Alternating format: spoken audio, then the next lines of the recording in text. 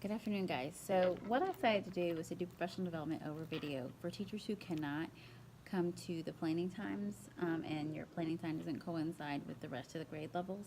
I decided to do it over video, and then you can have a response to my professional development that you turn in to me, and then I sign off on it and give you a copy. What I've been talking about in kindergarten, if you work with kindergarten, I've been talking about writing goals in kindergarten. Just piggybacking off of what we did last year with the writing process, we're going to be doing writing goals in kindergarten. And it's stemming from the book. If you don't have this book, it's a really good book to get. Stemming from the book, the Writing Strategies book by Jennifer Saravallo. It's a really great book. So that's where this is coming from. But first, we're going to talk about writing goals. So you won't see my face anymore. I'm going to just be chatting. Okay? Here we go. Okay, guys. So this is writing goals in kindergarten. So if you work with kindergarten or first grade, would also work with this as well. Last year we went over the writing process. I'm going to go over this briefly. The writing process is that children begin to collect and generate ideas.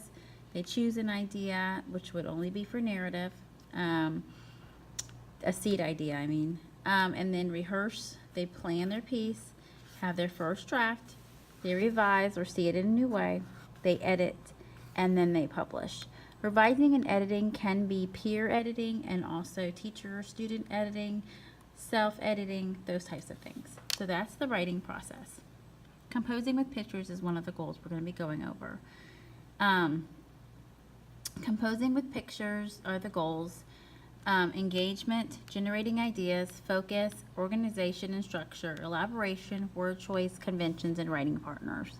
I've only done professional development so far up to the focus. So we'll get the other ones in, hopefully all in by the next time. Composing with pictures. This is a goal that's teaching kids to use sketches and illustrations to tell stories, teach or persuade. And then the goal is important because drawing and sketching pictures is something that the kids can do. In kindergarten and first grade, they can sketch and draw pictures and tell about their pictures. Here's one strategy you can use. Talk as you draw. So this teaches students that you don't need to be quiet as you draw. You're talking through your small moment. You're talking about what happened. This allows students to talk as they write to help them be more engaged. And the teacher at this time should be conversing with students, discussing their writings, and prompting them to draft more. And then I want you to model that. So draw a picture and talk as you draw. The next strategy is rereading your pictures so it sounds like a storybook. So they have to remember their pictures. And this is a time where it's good for conferencing time, because what we all know is that our sweet little kindergartners, they end up forgetting what they drew about or changing the story. So this is a good time to have a sticky note or doing your conferencing sheets where you're writing what they are talking about or what they wrote about or drew about. And this is when you have the kiddos point to the picture that shows the beginning of the story. They tell the story about what the characters are saying and doing, and then you have them touch or turn to the next part and tell it like a story. So really having a beginning, middle, and end of their story. This strategy is important because it has, again, like I just said, the beginning, middle, and end. It helps them to be able to tell the story in sequential order. Again, like I said before, the teacher is conferencing with students, discussing their writings, and prompting them to tell it like a story. You can also use this for mentor text. Use mentor text to show this, that reading goes along with writing, and showing how the author does it as well. Here is a video that I want to show. Okay, let me move this up. Okay, tell me. She's trapped and then she has bubbles because she can't get out. There's a little circle because she can't get out. And then what does she do? And then she doesn't have any pixie dust. So what does she do? Come on. What does she do? Over here? Does she go over here? No, because the girls will not help her, but he had pixie dust. He will help see over here. Oh, and what's this over here? That's Jake. What does Jake do? Jake tries to get Izzy out. Who's that? Izzy. I thought that was Izzy. Who's that? Kite? No, Izzy. It's Izzy, like later in the story. She gets the pixie dust, and then what happens? Then she flies. Oh, what does this say up here? That's Jake's name. That's Jake's name. Okay. So we're going to go back here and make sure this pauses. Wrong thing. Here we go.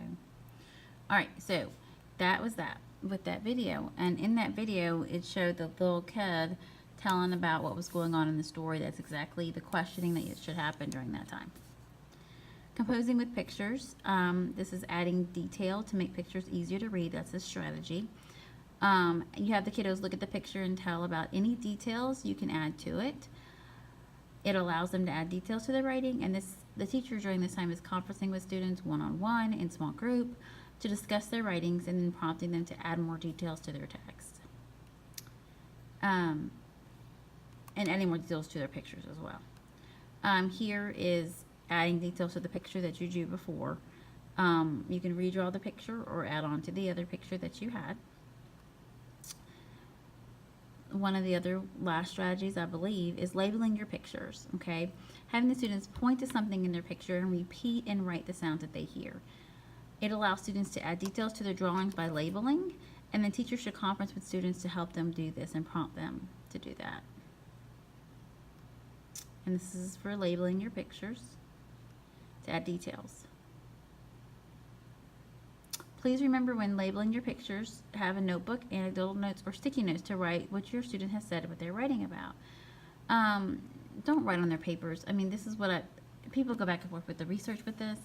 Writing on their paper makes the student feel that their writing isn't as important as your writing. So the important thing here is to let the student have ownership over their writing. Write on a sticky note or your conference paper or whatever.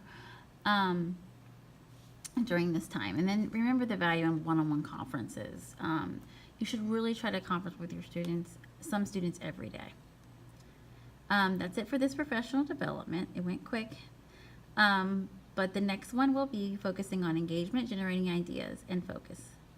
Thanks for all of you too, guys.